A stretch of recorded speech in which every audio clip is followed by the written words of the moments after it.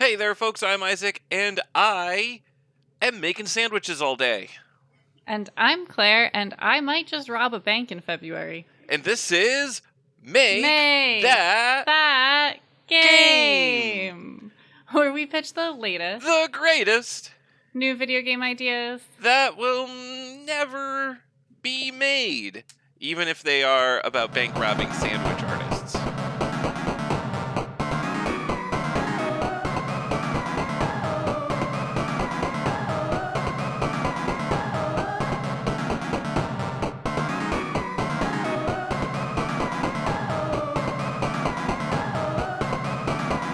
Oh, that sounds like a pretty good game.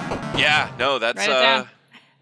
that does sound like a pretty good game. Speaking of sounding like a pretty good game, Mm-hmm. Claire, do you have a game idea to pitch to me? Because that is what we do here. It turns out we pitch game Yeah. ideas to each other. That is what we do. Yeah, so I do. It feels like a little bit of cheating because I'm basically just stealing a concept and turning it into a game. But a lot of games are that, aren't they? Yeah, I would say probably at this point in history, the majority of games borrow heavily from other games. Right. That's just Good. how it So works. I actually haven't come up with a title for this game. I Throw couldn't it think away of anything. No. into the trash. But it is based on, and what I wrote in my notes is it's a shot-for-shot remake of Floralinda in the 40 Flight Tower by Tamsyn Muir. Because basically that book is a video game, okay? Okay, all right. So for those of you who don't know, it's a very famous book. It's not. Isaac got it for me for Christmas because it's one of my favorite authors. But the idea is it's a princess who's trapped in the tower with 40 floors, and each floor has a different monster, and it was designed for a prince to basically a prince dungeon that he'd battle his way to the princess. But that doesn't happen. This is not spoilers. That's the first chapter. So she decides I'm going to try to get out. So she's tackling each level. So it's like a flip-flopped tower story because you start as the trapped princess and you have to go down the tower each level to escape. Nice. Okay, I like this so far. Oh, go ahead. Yeah, so I had some notes on some notes on it would play. So the mechanics are you are a princess. That's your character. Yes. I said Pokemon Scarvi, which is my note-taking version of Scarlet Violet. Scarvi. Like ScarJo. Exactly. Pokemon Scarvi style top-down adventure game. So that's kind of how I imagine it looking. And interacting with the world. So you can explore the tower, each level like that. So it'd be kind of open in that sense. Mm-hmm. But you definitely can't move on to the next tower level until you've completed the one above Right. it. And then you'd collect weapons, spells, and allies as you traverse the tower. So you learn new things, you gather new weapons, you have new abilities, and you might find new friends that will help you as you go. And that's pretty much it. There's 40 levels, obviously. Each level is a flight, and each level has increasingly difficult monsters. Wait. So, all right, is that a deviation from it? Because it sounded like in the story this is based off of, the top would be the hardest, and the bottom. No, so hilariously, because Tamsyn Muir is fantastic, she was like, the princess had no idea why the witch put the big giant dragon as the first task. Oh, okay. So, well, actually, I guess this is a minor spoiler, so, turn away if you're going to read this book. But technically, it's almost, in the book, it's alternating difficulty. So each level is, how'd they describe? So in the book, they describe it as expensive monsters, which also mean scarier. So Okay. the one right under her, cheap goblins, and then the next one is a giant, scary, terrifying spider, and then the next one is just an angry boar, which is easier to beat, and then the next one is a demon bear. So it's actually not going. So it's kind of wish-washing. So for the game, I think it should just increase in difficulty. But I do like that.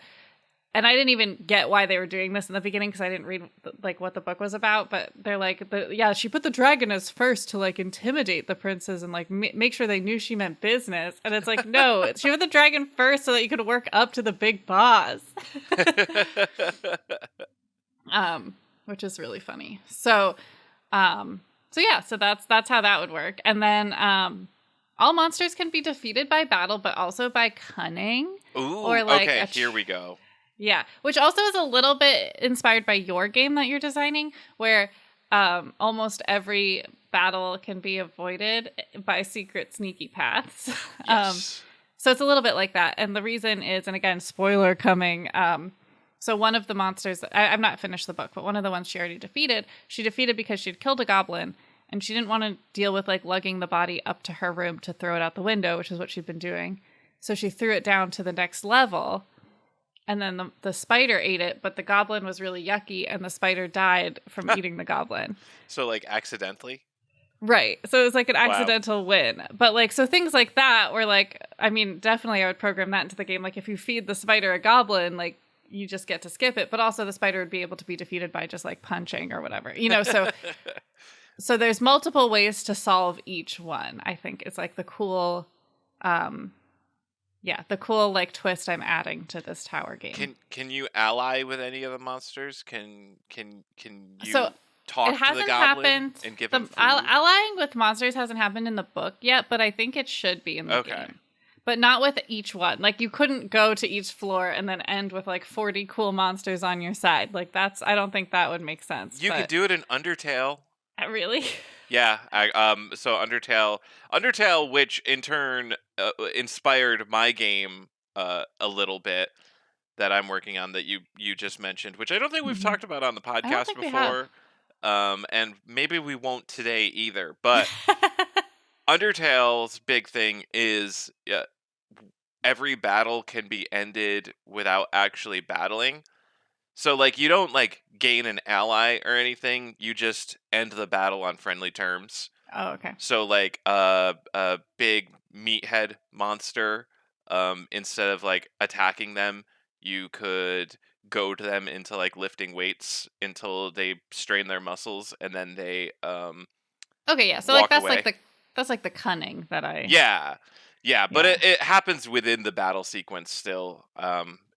Whereas in my game, you kind of like wander around the map and find secret passageways to completely bypass battles. Yeah. So I could see this game doing a mixture of both, Yeah. where like in battle, there's certain actions that you can do that lead to a cunning victory rather than a just defeat all the HP Right. victory. Right. And then that way it's different like gameplay for everybody. And I want it to be like two people are playing this game and someone's like, they're like, how are you so far ahead? And it's like, you're actually killing the goblins? What? Like only so much losers kill faster. goblins.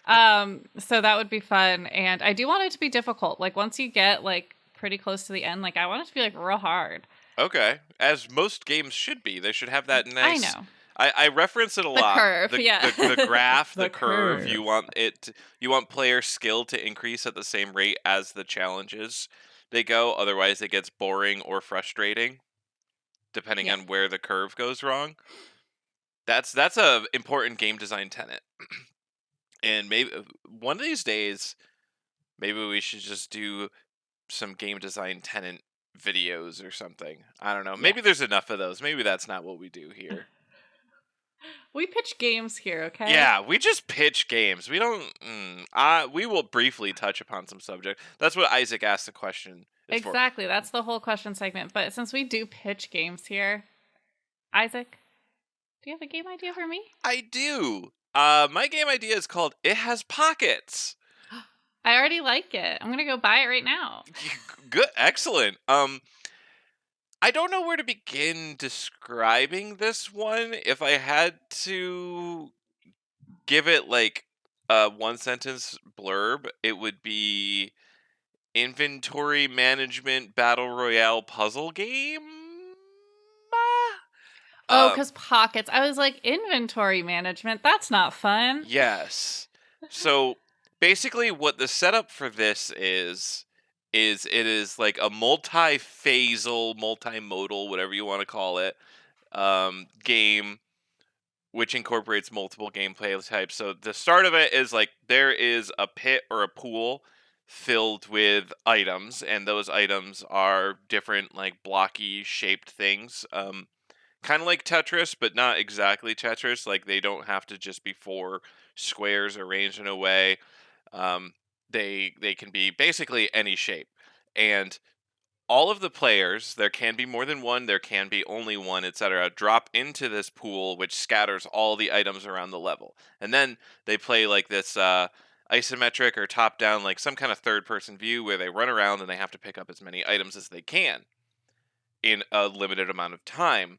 As they pick up these items, their inventory is like a gridded inventory. So the items take up their grid shape within the gridded inventory, and you want to pack your bags with as many useful items as possible. So you have to, as you pick stuff up, open up your inventory, quickly swap things around, toss out the garbage items, make it so that you can fit the items that you really want, and just maximize your efficiency with that. After a set period of time, that mode ends, and then you go into the actual puzzle mode, which is going to be very similar to Tetris. So you have like the puzzle grid, blocks are dropping down, or block items composed of blocks, which will be there will be some like generic ones that don't really do anything, they're just to fill it, and then there will be your items, which will come down in an order determined by your inventory. So like it might throw out like three generic block types, or I- I'm going to call them Tetronimos, even though that's not what they are, because there'll be more than four. And Right, and everybody knows what a Tetronimo is. well, it's So the that's Tetris a shapes. really It's good the one. four blocks arranged into the Tetris shapes. Like I could guess that from the word, but I will say I'd never heard that word before. Oh, really? This Oh, I moment, thought everybody yeah. knew Tetris lore. No, Wow. Okay. I But learned something new. so yeah, these filler shapes are basically dropping down. Your items that you picked up are dropping down, and your goal is to I don't know the official term for this, but I'm going to call it row out. Um where in Tetris, if you completely fill a row, that row disappears and you gain points, and then everything can drop down one level. Um, that's not going to happen here unless the row is completely blank. You need to row out entire items at a time. So like if you have an item that is a 2 by 3, so it's 2 rows tall and 3 columns wide, you have to have the complete 2 rows filled, and then that item disappears and you gain the effect. So let's say it's like a 2 by 3, it's like a crossbow. So that crossbow will perform an attack against one of the other players once you row it out, do damage to them, and they might have potions that they're collecting to heal their health bars.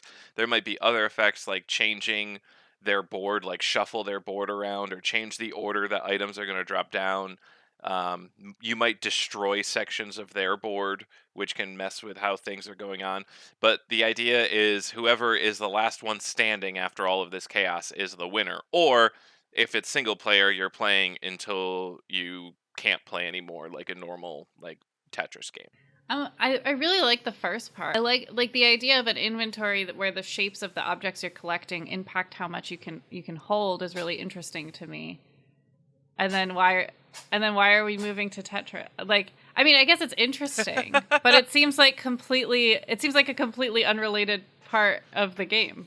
True. I mean, the game idea there was kind of to merge multiple things going on to Yeah. expand what would normally be one completely focused gameplay aspect, i.e., the Tetris, Right. and like give it give it a character, Uh-huh. right? Because in normal Tetris, you aren't really representing anything. It's Right, just a right. puzzle game is happening. Now this adds a character, it adds stakes because it's a battle royale. Or it can be. Maybe what you're doing when you're collecting them is you don't fit them yet. Like you're just collecting as many as you can, and then when you move to Tetris, that's when you have to like grapple with the size of your objects. Hmm. Because I guess if you're arranging your inventory based on the size of your objects, it feels like you already played. Like, is there a way to like streamline that? I mean, it doesn't have to. Like, you can have two different phases in a game that are not necessarily related.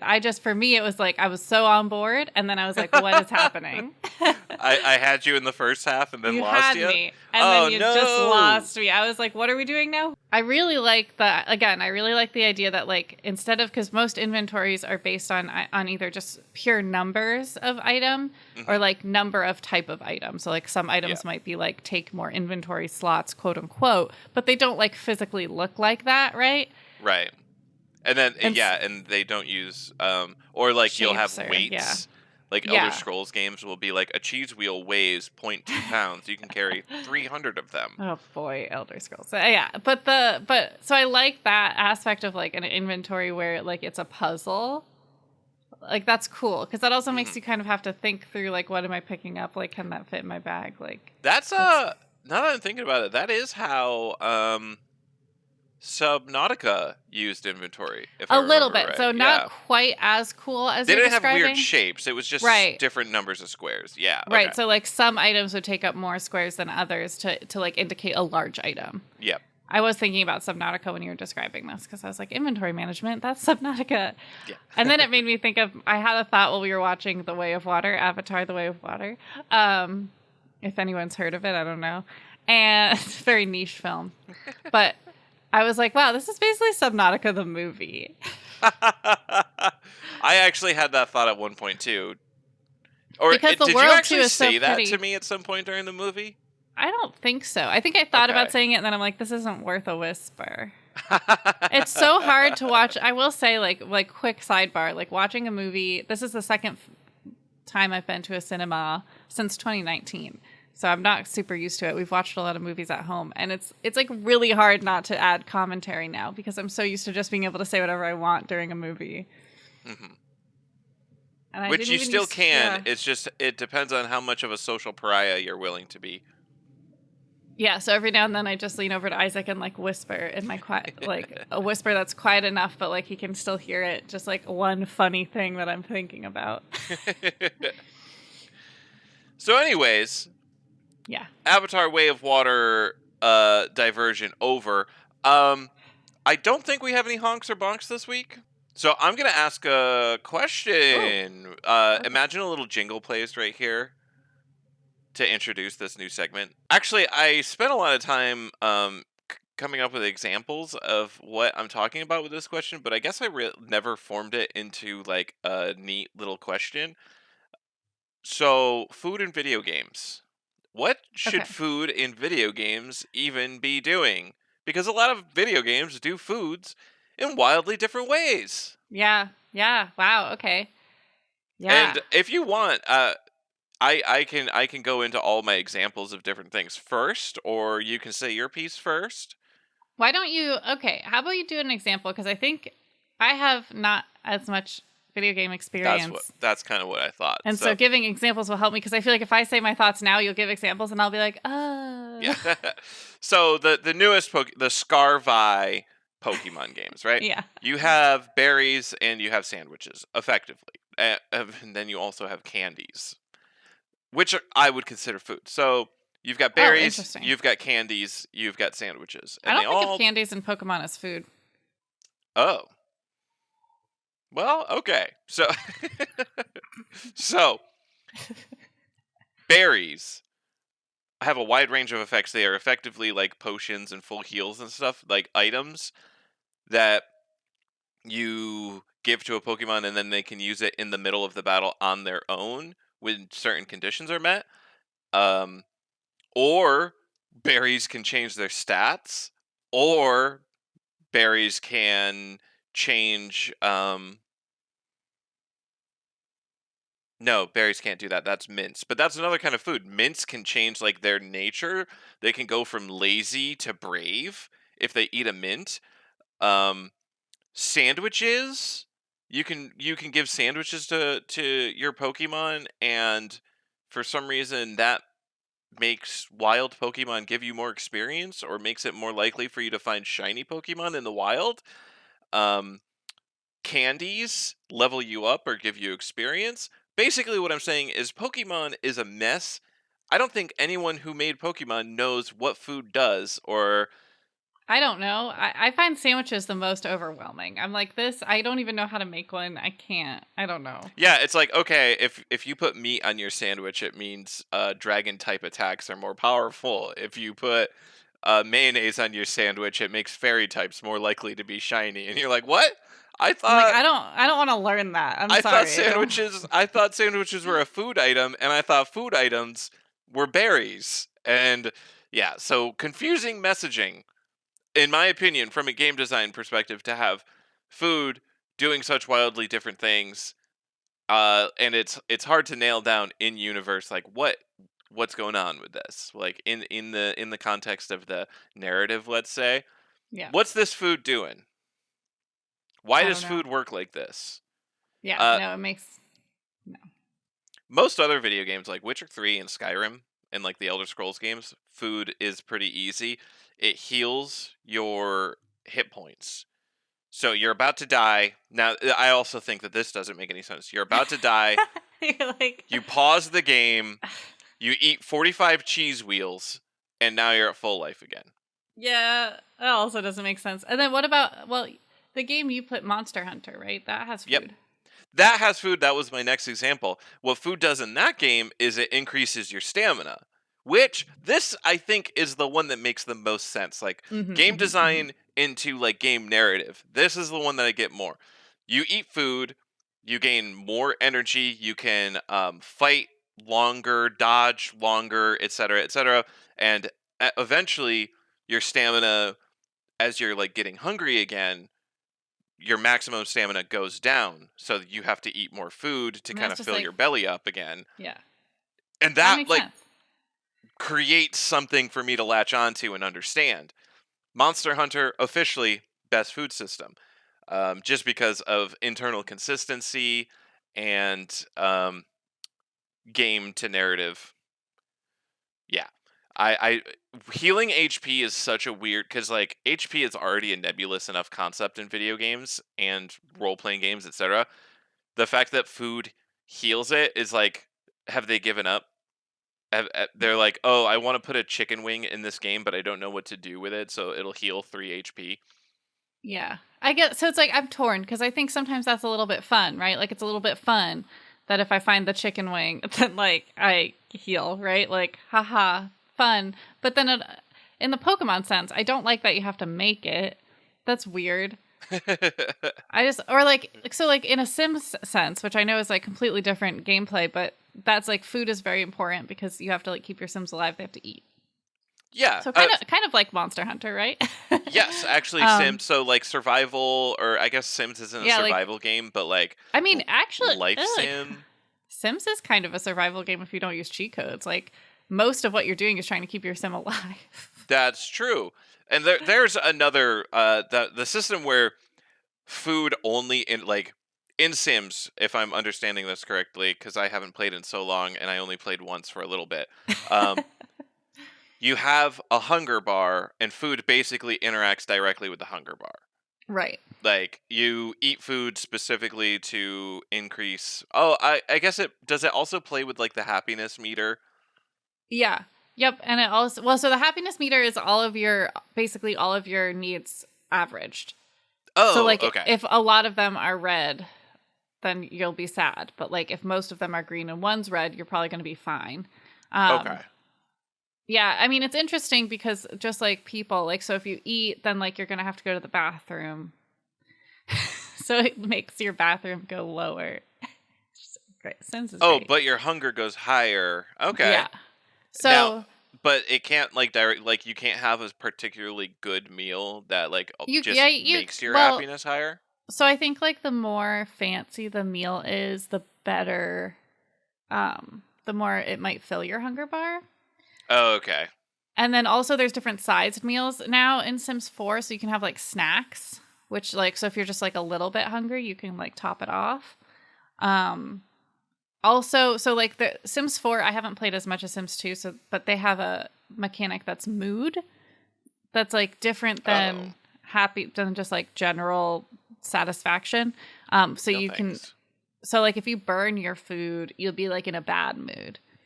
But if you make like if you do a really good job, you'll be like you might be more energized to do other tasks that day. So that's like a new thing. But really, I mean, again, it's like at the base level, it's very functional, and it doesn't really matter what you make as long as you don't burn it. So, but it's fun. Like, so I find that fun that there's lots of options on what you could make, but it also like doesn't really matter. It's just like what it is. Although in Sims 2, if you call the headmaster of the private school, you do have to make a very nice meal. Wow. Steamed ham? Yes.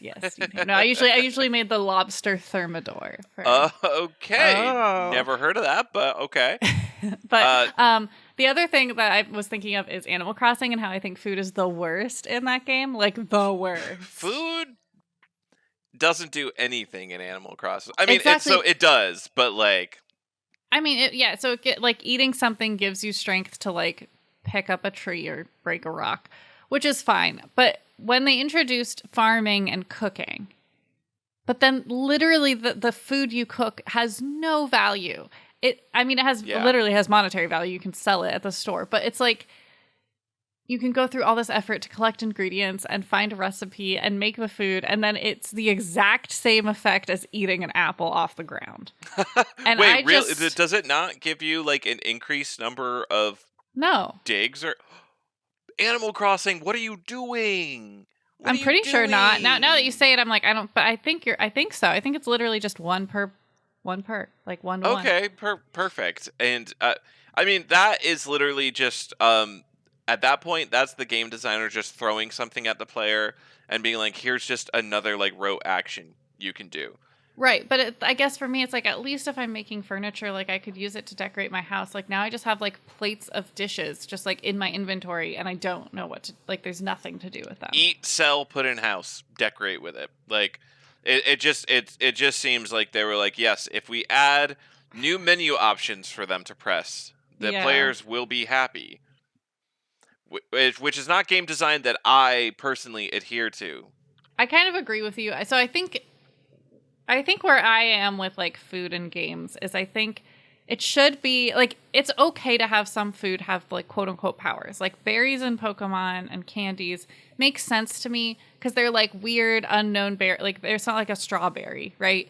So it does have these like properties that like enhance your Pokemon. That's fine. Sandwiches. So are you considering them more to be like berries at least? Are you considering them more to be like magic items? Yeah, that's how I always kind of thought of it. That like, makes sense. Okay, that gives me like a narrative, like what I'm talking about here, like game design to narrative, like what this food is representing. But sandwiches, no. That like I hate that mechanic in Pokemon Scarvi. And because I feel like I'm missing out. Like I feel like there's like this part of the game that I can't grasp. And it's not that, I mean, I'm sure I could figure out how to do it. It's just like my brain doesn't want to. Like I'm like, this is too much to think about. And they also have all the different food stores with like different foods that do the same thing you were talking. Like, it's easier to catch dragon type if you eat this chicken wing. And it's like, well, I don't know if our dragon type here, like how long does that last? Like, and then that store doesn't exist anywhere else. So it's like, I guess I missed my chance for that. It's just overwhelming. Yeah. In a way that I don't think is fun. Like, and like, again, Animal Crossing, like if you're going to introduce an entire food mechanic and then have it basically be nothing. Yeah, a big nothing pie. More menu options to click. Here's what they could have done. Like maybe they could have had like, so because they introduced like there's a museum and a general store and a cafe. Like maybe there could have been like a restaurant or like a market, and you can like sell your food to them, and it's like worth more there than it is at the, like something. Give me something. Yeah, or like it increases villager happiness more or something. Yeah, I don't know. Maybe that is what it's for. Maybe you're supposed to give food dishes to Dizzy and make him love you. So I thought that because I was giving people food dishes, and what sucks is like they don't eat them; they just put them in their house, and then there's just like everything in their house. They is treat just it like furniture. Yes, they don't eat it.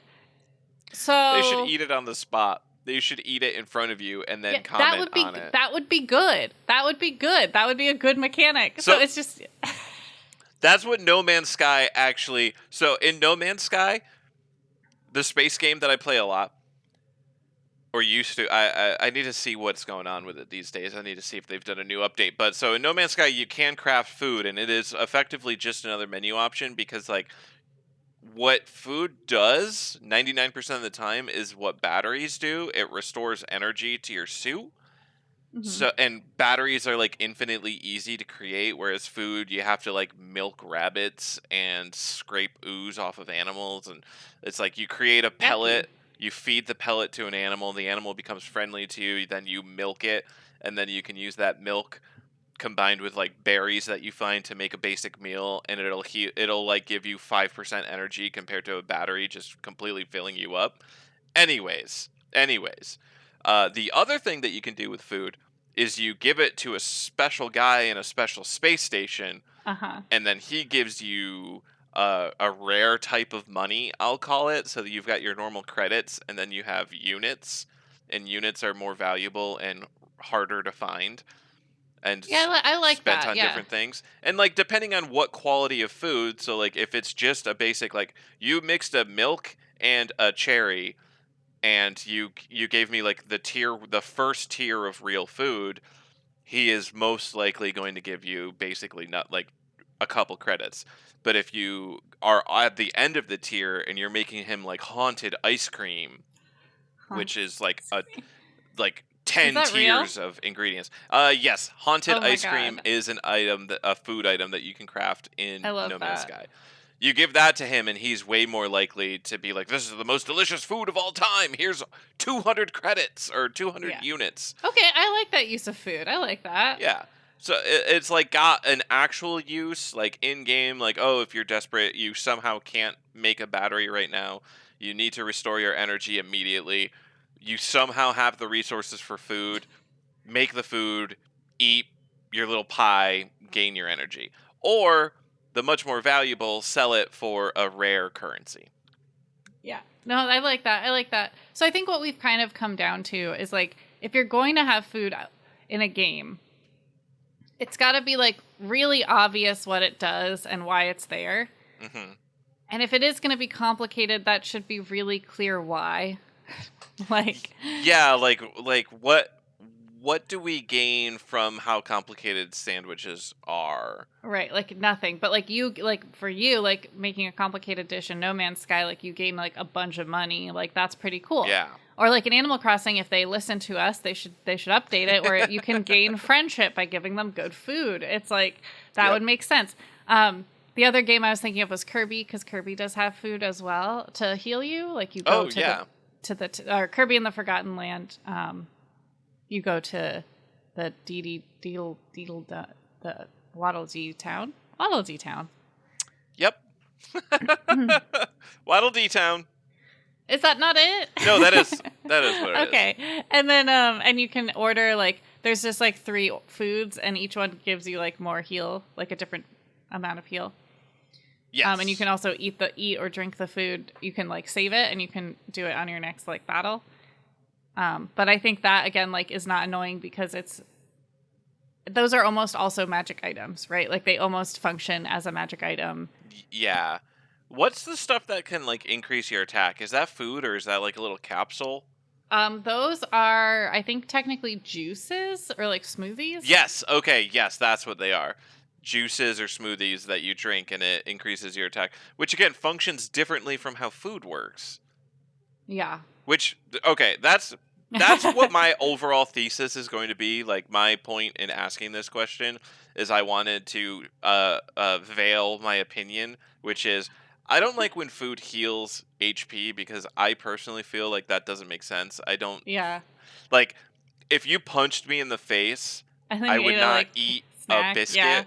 Yeah, like And I think yeah, so I think if you can make your food akin to a magic item, then that like with berries to me they feel more magical than food. right, because And then then you've got like the potions D are and D. obviously like yeah, potions are like mystical or magical or just like really powerful healing, whatever. That's fine. Yes, Um when you have potions and food and they do the same thing, why? What? yeah. Come Yeah, well on. cuz okay, so Kirby back to Kirby though, I feel like Kirby kind of like ruins that. Because in Kirby in the Forgotten Land, the way you heal your HP is finding food in the level and eating it. Yeah, which I don't really agree. Well, so Kirby might be a special case because Kirby is all about eating. Maybe giving. I don't know. Sorry, I I just have still to don't defend my quite like favorite it. game. You have to defend it, yeah, but I don't know. Make food do something more interesting Yeah. No, than I heal HP, especially in a game where potions exist. In Kirby, potions don't don't exist. really Okay, let's exist. take food and And make it I do think something. I think Kirby the food is part of the theme of the game. Yes. Right? It's not just like shoehorned in as this thing that exists. It's like part of what the game is. So I'll give it that. I just do think that is a case where we can say like, maybe sometimes it's fine because I don't know. I like it in Kirby. I think it's fine in Kirby, but also it's not complicated, right? Like it's Right. not this whole thing. It's just like the HP is food. Because also you can go back to like, okay, picture Link's Awakening or Turnip Boy. When like healing HP, you just find a heart on the ground. Like, isn't that less realistic than eating a cake? I don't know. Like, what does that mean? That means nothing. Sure, yes. I think at that point they've completely just decided, okay, this is a power up. It is purely a game mechanic that does not exist inside the Right. world. Um Well, yeah, but I'm just saying, like, there's something to be said about trying to make it creative too. yeah. What if in those games those are actually just heart-shaped cookies and they are eating them and I gaining thought you were gonna say, what hearts? if they were just like hearts and they're eating the hearts, literal hearts? I But mean, I they've that's in the Isaac that's game. dark. That is Binding of Isaac, yes.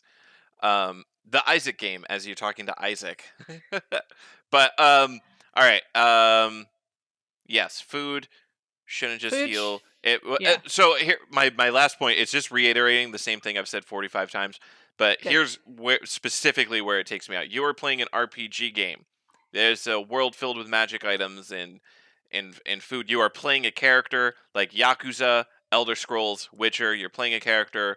Food is obviously like a cool part of the real world. People like eating food, and all it does is heal HP. And especially in Elder Scrolls, where it's like literally just a menu option, and you don't even get an animation of like eating the food, Hmm. takes me completely out of it. I'm like, Yeah, that's not like the role that food plays in like a medieval world. yeah.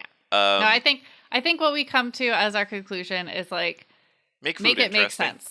Make it make sense. If you're gonna have it, make it make sense, and Yeah, don't make it too complicated. And if you can't make it make sense, don't, because it's a video yeah. game and they don't need to eat. It's Okay. okay if you're playing Skyrim or a Skyrim like game. It's okay to have a big roasted chicken on a table in the feast hall.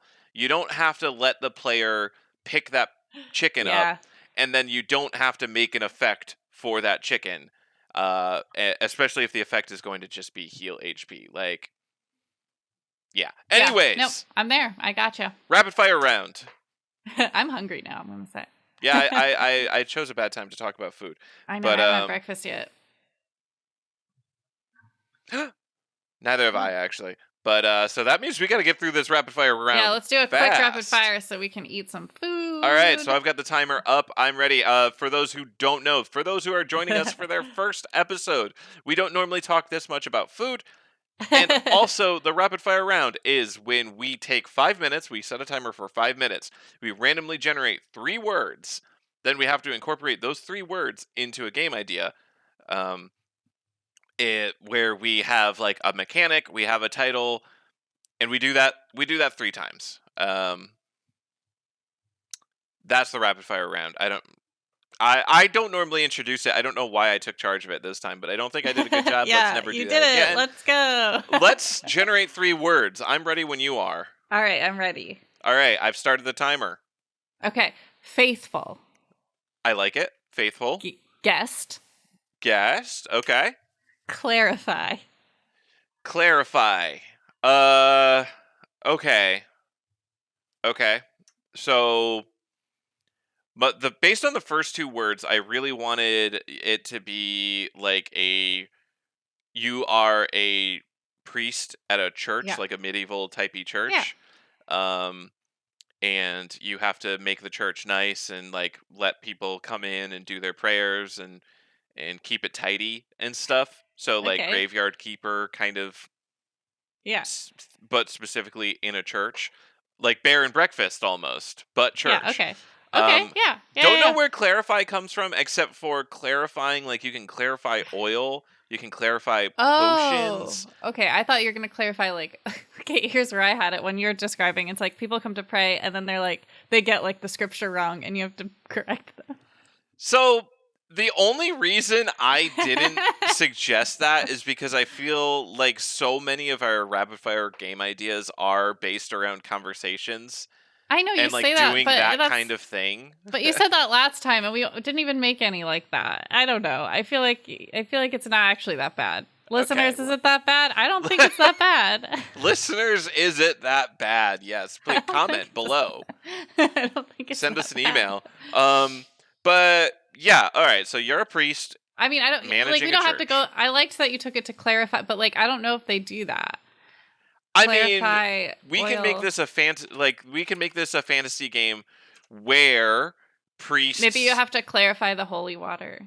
yeah, like, or That's they gotta are have to be also distilled water, alchemists and right? they make potions to heal ailments. Oh, just like the time we we had the plague doctor basketball Yes, Instagram exactly. game. You're a priest, but you're also well. I feel like isn't alchemy like against the church though? You can't be an alchemist Well, priest. it doesn't have to be. This doesn't have to be the real life church, but Okay, so specifically clarifying is for butter. I they're don't know where making I got the ghee. idea of clarifying potions, but it's melt butter in order to separate the water and milk solids. But like, Okay. I swear, clarifying potion. I thought that you Oh, you in looked it up. I thought you meant like no, they're just making ghee over here. They're just making. that actually sounds like the role of a religious person in like colonial or Okay, so it's medieval it's a times. task management game. You're cleaning the church. You're letting people pray, and you're making some ghee to Oh, sell to that's earn how you money. make your money. Yeah, You have cows at the church. yeah, that's They how you make earn money butter. to run the church. You You have make to use ghee. it to buy your cleaning supplies and whatever, and Yes. your Okay. wafers. And um, the It's name of called this game. Oh My Ghee. That's time with 1 minute and 47 seconds left. Oh my ghee, the church management butter clarifying game. Yay! That's it. All right. Are you ready for our next 2 words? I'm actually 3 words. not. I am now. I'm Okay. starting the timer now. Ba-ba-da-da. Brown, Mhm. divorce, turn. Oh, jeez. Okay. Color is interesting. Incorporating Yeah. color into our game idea. Yeah. Divorce and turn. Yeah. A turn-based RPG. Yeah, a turn-based RPG where you are a divorce lawyer Oh, okay, and okay. the battle, instead of representing like fighting monsters, that is the courtroom battle where you have different Yes. lawyer moves Yes, yes. that And you can have a team, so that's how it can be like a turn-based RPG like you have legal assistants and things like that who can and have different yeah, moves. they can do like if they do research, it increases your next objections power by 50% or And something. we could, this might be a cop out, but maybe his last name is Brown, so it's I like was Brown thinking that too. Brown and Associates divorce lawyer game. Yes, Brown and Associates divorce lawyer, the family unfriendly RPG. Good, good. Is that time? Did we do that? Yeah, time with 3 minutes and 35 seconds left. Beautiful. Brown and Associates Divorce attorney. divorce attorney, the family unfriendly RPG. Wow. Great. What a game that we made. Wow. Okay. I think we've had litigation games before. I actually think we have, and I think last episode I was on, because I think I wasn't on the last episode. I think that was a guest episode. No, you were on the last one because we skipped a week. Oh, okay, gotcha. We did Megana skip a week, you skip a week. So sorry, listeners. I know we've been so lax, but it's the holiday season, okay? Yeah, what are you expecting from us? This isn't our full-time job. We got stuff to do. It could be our full-time jobs if y'all donate it. We don't have a Patreon or We don't have anything, a so I can't Patreon. shill ourselves. If enough of you listen and subscribe to our YouTube channel, then we can have a Patreon, and then we can do that. Exactly. Look at that. Are we ready for the third and final rapid-fire round? Yes. Ready, steady, read them off. A bridge. Neck. Landowner. I think the random word generator is on to us, and it's like it needs to give us difficult words A all the time. bridge, like as in abridged, like Yes. Yes. So what do we do with that? A bridge. Incorporate Neck, landowner. Okay, how about this? So let's what was go the neck. second word? Neck. I got this. Okay, so we could say take the lead. It's the guillotine. So like if you chop someone's head off, you abridge them. Oh my god. So you're trying to hunt down the landowners, the wealthy landowners. It's the French Revolution, folks. And you're going to chop them off and then yep. So what I don't know. Is this like a investigation type game where you like track them down? Or I guess not really track them down. I don't think it's investigation because you know who they are. Like the wealthy landowners are not going to be like secret. You can just go to their land and they'll be there. Okay. I think it's more about like maybe it's like you have to create an angry mob and so you have to rile up an angry mob. Yes, and then like herd like it's okay. Here it is. It's the amount of wealthy landowners that you can herd to the guillotine with your angry mob. Okay, you lost me a little bit because I was up until that last line. I was imagining like a Pikmin style game. I'm trying to think of one that I've never played you've actually played in this style, but I can't. Okay, well, I guess like so riling up a mob, but then I was thinking like you have to do it before the sun rises or something. Like before you have to the landowners escape in their carriages. Yeah, but you have to get them to the guillotine. Like you can't. Like guillotines are big. You're not like carting it around. It's like central to town. You would need like multiple oxen for that. Yeah. So you have to like herd them to the guillotine, and like maybe you can get 3 in a night, and that's a good haul. Okay. So inciting the mob is the first phase. Okay, I am actually just imagining Pikmin entirely. So in Pikmin, it is a game where you are a little astronaut, and there's carrots that are people that follow you around. You direct them to where to go by like whistling at them, but if you find like wild ones, you can whistle at them, and then they start following you, and they start obeying your commands. So that's basically what it is, right? You are the guy, you find a group of people, you whistle or shout at them, that incites them into the mob, then you bring them, and then like you tell them what to do to like get onto the landowner's property, because they have like barricades, so you send some of the angry mob to like tear down the barricades, and then you send another group to like block off the exit, and you're directing them with like whistles and I mean, we don't not have to whistles, do the whistling but like part. shouting and stuff. But like in Pikmin, it is whistling. Okay. Yeah. I mean, I've never played Pikmin, but I'm good with that. I'm gonna bring you Pikmin. You're gonna bring it to me? I think it's on the Switch. I'm gonna find it because Pikmin is good gaming. Okay. Yeah, I think they did just do a Switch one last year. Perfect. Then we're gonna get you on Pikmin. Let's call it. What are we calling it? Neck and neck. Neck and neck. All right, sure. Time. Okay, time with 1 minute and 8 seconds left. Neck and neck. The Pikmin like where you are beheading landowners. There you go. That's it. I do want to say this is the end of our show, but we are fastly was what I was going to say. Quickly approaching AGDQ. Is that next week? It starts on January 8th. Okay. So all right. This will actually be the last episode before AGDQ.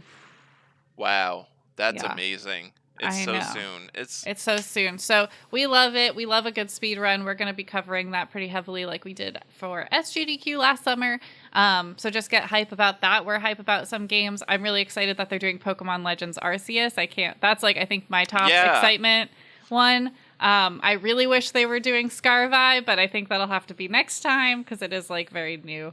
Although I know people are already speedrunning it. They've found so many little tricks already. Oh, I can't, because it's so bad. I cannot wait. I literally, I mean, I like, it's gonna be so good. I can't wait for someone to have found a way to like glitch their way onto the island to defeat that Titan very early in the game and just automatically like start off with mountain climbing. Although, like you said, like the mountain climbing hack basically works for most mountains, except the super tall ones, so it barely matters. That's true. So yeah, maybe they don't need it, but I would assume it would be slightly faster. If anything, they'd probably go for glide first. Anyways, we need to wrap this episode up. We need to wrap it up. So this is the end of our episode. Thank you for listening. You can find us on social media, on Twitter, Facebook, TikTok, Instagram, at Make That Game Pod. You can follow us on YouTube, and please do subscribe, youtube.com/@the Make That Game. You can also email us at makeThatGamePodcast@gmail.com. We love to hear from you. We love to see you. We love that you're here listening to this show. Mm-hmm. Yep. And if you loved a game idea that you heard today, we encourage you to get out there and make that game.